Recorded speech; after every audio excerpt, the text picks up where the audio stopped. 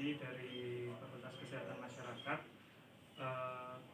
Sebelumnya terima kasih kepada Bapak, Ibu, sama mas-masnya bersedia untuk meluangkan waktunya di acara ya, body mapping. Jadi namanya yang akan kita lakukan sekarang ini adalah body mapping. Body mapping itu sendiri adalah menggambar peta tubuh yang mana tujuannya itu untuk meningkatkan kesadaran masyarakat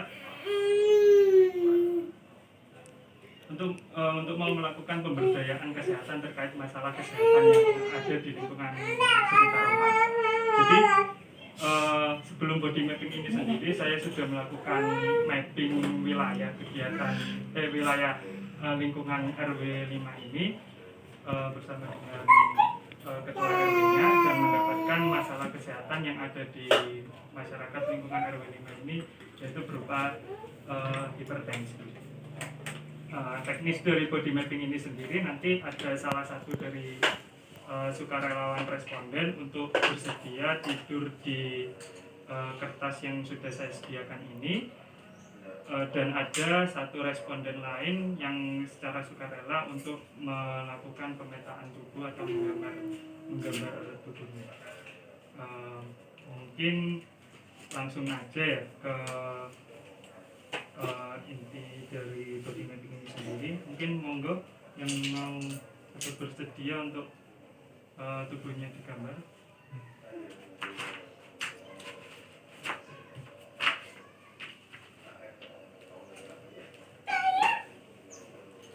Dan siapa yang bersedia untuk menggambar?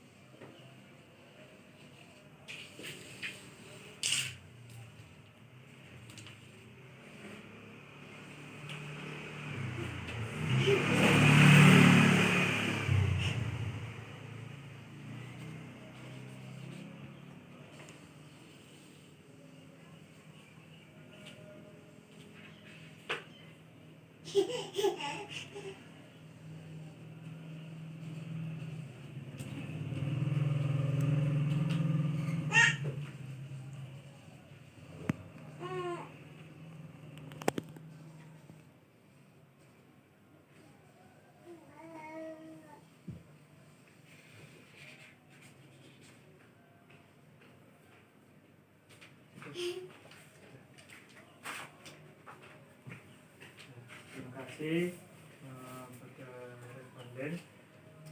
Jadi kali ini kita akan masuk ke materi. Saya akan sedikit bertanya terkait apa itu hipertensi. Sebelumnya kepada Bapak Ibu dan mas-masnya sekalian, mungkin ada yang mengetahui apa itu hipertensi? Mungkin itu ya, kondisi ketika tekanan darah itu berada pada di atas kondisi normal, mungkin 140 gitu. Gitu. Mungkin ada jawaban lain dari Bapak Ibu atau mas-masnya yang lain. Mungkin ada penjelasan lain terkait hipertensinya itu sendiri. Ada yang mau berpendapat?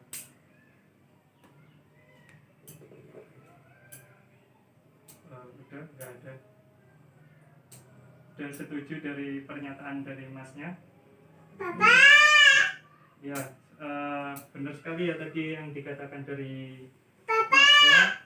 Kalau hipertensi itu kondisi dari tekanan darah di atas normal, yaitu tekanan darahnya sebesar 140/90 mmHg. Nah, setiap penyakit itu pasti ada gejalanya kan ya. Setiap penyakit pasti ada gejalanya, termasuk juga hipertensi. Jadi di sini saya akan membagikan beberapa spidol kepada bapak ibu dan mas-masnya. Monggo untuk dipilih.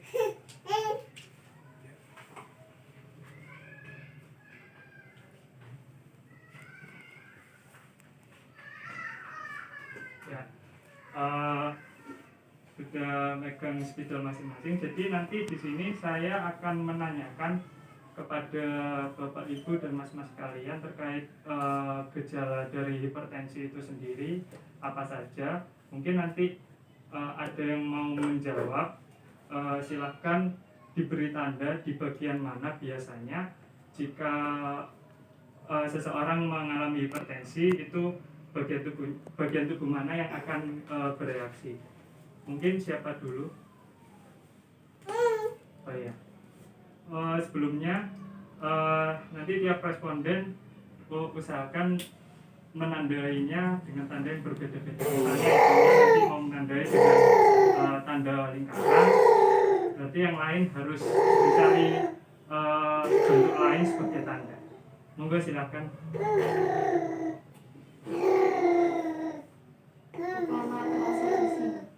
Oh iya, ditandai.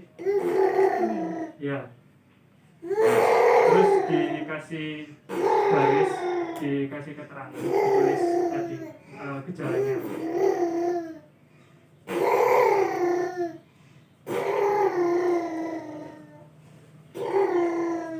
Mungkin yang lain, siapa?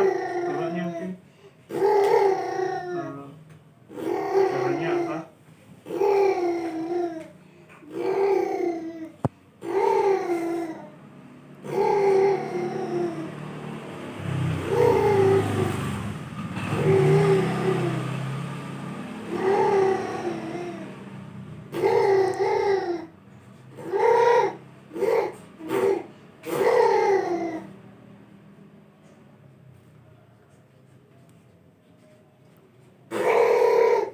Bisa dibacakan Pak gejala dari hipertensi itu sudah Bapak tulis.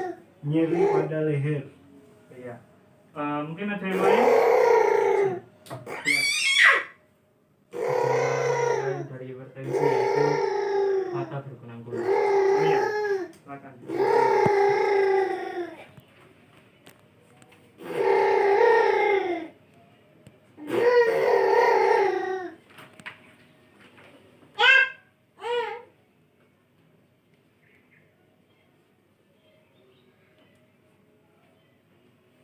Mungkin masnya juga mau berpendapat. Kalau dari saya itu sesak dada. Wahnya tidak ada ya.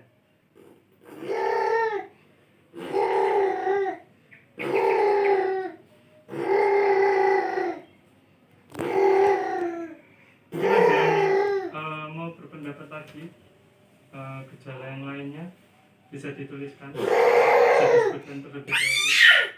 Mungkin Kesemutan ya. oh iya, boleh Pak. Di tangan, bisa di kaki. Oh iya, bisa di tandai dua-duanya Pak.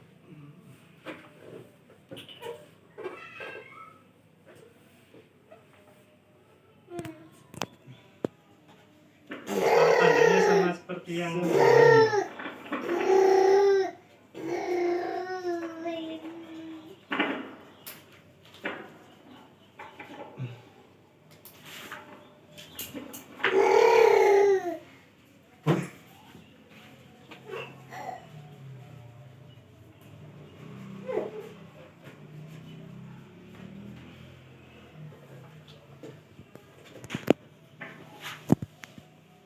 mungkin dari ibunya ada tambahan lagi, atau dari masnya.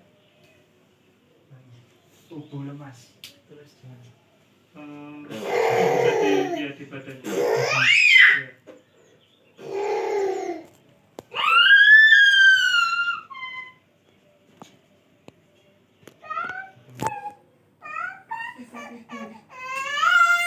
Mungkin gejala fisiknya Bu, mungkin yang ibu tahu.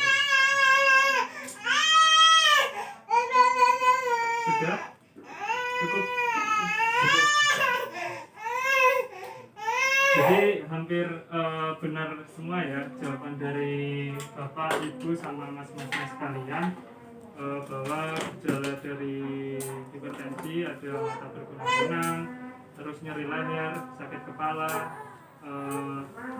kesemutan, tubuh lemas, dan sesak pada dada. Tentunya gejala-gejala ini juga timbul karena pasti ada penyebabnya atau faktor risikonya. Mungkin dari Bapak, Ibu, dan Mas-mas mungkin ada yang tahu faktor risiko dari hipertensi itu sendiri. Mungkin itu apa? Mungkin dari makanan. Ya makanannya Terlalu berlemak. makanan yang terlalu lemak. Mungkin ada pendapat lain dari Masnya? Ya. Mungkin salah satu resikonya itu begadang. Begadang ya. Itu terlalu malam. Mungkin ada tambahan dari bapaknya faktor risiko dari hipertensi itu sendiri. Penyebabnya ya. Iya, penyebabnya Penyebab merokok mungkin. merokok. Mungkin ada lagi pendapat dari masnya, bapaknya. Monggo boleh berpendapat lagi. Kurang olahraga. Ya, sudah. Kemudian stres. Ya, terus.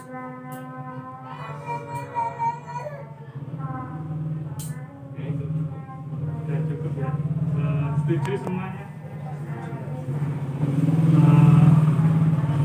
Baik, sebelum kita ke upaya pencegahan, saya ingin mereview terkait jawaban-jawaban dari Bapak, Ibu, dan Mas-masnya terkait apa itu hipertensi.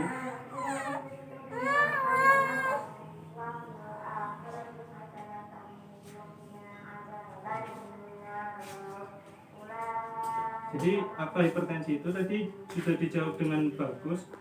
Hipertensi adalah suatu kondisi tekanan darah yang melebihi ukuran normal atau disebut juga tekanan darah tinggi. Kapan dikatakan hipertensi? Seseorang dikatakan hipertensi apabila memiliki tekanan darah di atas 140 mmHg per 90 mmHg atau tekanan dengan yang artinya tekanan sistolik. Tekanan darah sistoliknya itu 140 mmHg dan tekanan darah diastoliknya 80 mmHg. Untuk lebih jelasnya bisa dilihat di tabel ini. Untuk kondisi normal, tekanan darah sistoliknya itu berada di angka kurang dari 120 mmHg dan tekanan darah diastoliknya berada di angka kurang dari 80 mmHg. Sedangkan untuk hipertensi sendiri itu kondisinya bisa ketika tekanan darah sistoliknya itu sudah 120 atau sampai 39 mmHg dan tekanan darah diastoliknya 80 hingga 89 mmHg. Sedangkan untuk hipertensi tingkat kedua atau hipertensi yang sudah parah itu tekanan darah sistoliknya berada di angka 160 di atas 160 mmHg dan tekanan darah diastoliknya berada di angka di atas 100 mmHg. Nah, gejala-gejala yang sudah disebutkan tadi sudah hampir benar ya. Ada nyeri dan sakit kepala, leher berat atau nyeri di leher, lalu ada mata berkunang-kunang, lalu ada sebenarnya ada telinga berdengung, itu juga merupakan gejala dari hipertensi. Lalu gejala lainnya seperti rasa mual bisa masuk ke gejala hipertensi, termasuk tubuh lemas juga. Lalu ada kesemutan, sesak dada, dan gejala yang bukan gejala fisik ada seperti terlalu suka tidur dan mudah marah atau emosi. Untuk faktor resikonya tadi sudah hampir benar semua, sudah bisa menyebutkan. Saya lengkapi untuk faktor resikonya itu seperti riwayat keluarga. Jadi sebenarnya hipertensi ini itu merupakan penyakit degeneratif atau penyakit turunan. Jadi ada kemungkinan hipertensi ini bisa menurun ke anak ataupun cucu dari seseorang yang mengidap hipertensi. Lalu ada kurang olahraga, merokok, stres tadi juga benar, terus konsumsi makanan yang berlemak tinggi tadi juga benar, kegemukan, begadang juga bisa jadi faktor resiko terjadinya hipertensi. Nah, kita masuk ke pencegahan. Sebelumnya saya mau tanya, pencegahan dari hipertensi ini seperti apa menurut dari Bapak dan mas-masnya? Olahraga teratur. Terus mungkin ada pendapat lain? mengatur pola tidur Ya, sama pola makan. ya, mungkin pendapat lain? Kalau udah terkena hipertensi ya, kalau udah merasa ada gejala ya langsung ke dokter. Jadi nggak sampai parah. Oh, seperti itu. Mungkin ada pendapat lain? Berkaitan tadi dengan faktor resiko yang stres atau kebiasaan merokok, mungkin dari faktor resiko tersebut bisa diketahui penyebabnya. Seperti misalkan stres, biar nggak stres harus apa seperti itu. Mungkin apa bentuk pencegahan dari hipertensi agar tidak stres. Mungkin pendapat dari Agar tidak stres, melakukan sedikit refreshing. ya, terus yang berkaitan dengan faktor risiko merokok tadi, agar kita terhindar dari hipertensi, apa yang harus kita lakukan? Mungkin dari bapaknya. Menghentikan merokok. Ya. Jadi kita review jawaban dari bapak dan mas-masnya. Ya, sebenarnya pencegahan hipertensi itu mulai dari mempertahankan berat badan ideal. Jadi seperti kita tahu tadi, faktor risiko hipertensi salah satunya adalah kegemukan. Jadi kita harus menyeimbangkan berat badan kita, mempertahankan berat badan ideal kita agar tidak agar mengurangi resiko hipertensi. Ya, yang kedua ada sering berolahraga, lalu juga mengurangi konsumsi garam, itu juga termasuk cara pencegahan terhadap hipertensi. Lalu berhenti merokok, benar sekali tadi, terus mengonsumsi sahur dan rekreasi atau refreshing seperti yang disebutkan masnya tadi. Nah, dari solusi atau cara pencegahan yang sudah kita bahas tadi, menurut bapak dan mas-masnya, mungkin solusi terbaik atau solusi paling efektif, cara pencegahan paling efektif dari hipertensi ini apa menurut mas dan bapaknya? Selain yang tercantum sini ya?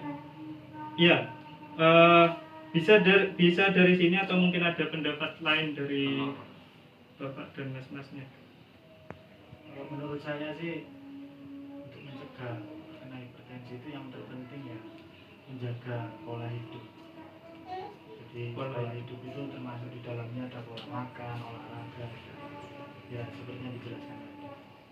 Mungkin ada pendapat lain? Ya sama, mungkin gaya hidup ya. Gaya hidup dimana kita harus menyimbangkan antara olahraga, kemudian dengan dengan menjaga stres, dengan rekreasi dan mengendalikan stres, Ya.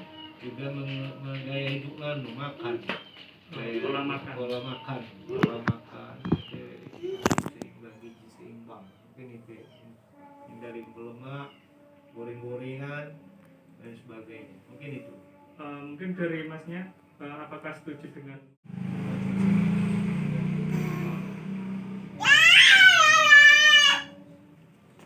Oke, benar sekali ya, cara paling efektif dari mencegah hipertensi adalah mengubah pola hidup kita, mulai dari pola makan, terus pola tidur juga, sering beraktivitas, lalu sempat-sempatin untuk berrefreshing agar tidak stres, dan mengurangi konsumsi makanan berlemak dan juga garam seperti yang dijelaskan bapaknya tadi, mengurangi konsumsi gorengan. Karena sebenarnya cara menghindari penyakit yang paling efektif adalah dengan mencegahnya, bukan mengobati. Jadi lebih baik mencegah, seperti apa kata pepatah, lebih baik mencegah daripada mengobati. Jadi daripada kita menyesal nanti karena biaya pengobatan yang terlalu mahal, selagi kita bisa cegah, ya kita cegah. Karena menurut saya sendiri juga, pencegahan terhadap penyakit itu sendiri merupakan bentuk pengobatan yang paling murah. Ya mungkin seperti itu dari saya terkait body mapping ini. Harapannya melalui body mapping ini kita selaku masyarakat di lingkungan RW 5 ini bisa menerapkan cara pencegahan tersebut untuk mengubah pola hidup menjadi sehat, dan mengubah pola tidur demi mencegah terjadinya hipertensi yang berisiko untuk menyerang diri kita. Kurang lebihnya mohon maaf, dan sekali lagi terima kasih atas waktu dari Bapak dan Mas serta Ibu tadi telah bersedia menghadiri body mapping yang saya lakukan. Apabila ada salah dan kurang kata, saya mohon maaf. Wabillahi taufiq wal hidayah, waridawal inayah. Wassalamualaikum warahmatullahi wabarakatuh. Waalaikumsalam warahmatullahi wabarakatuh.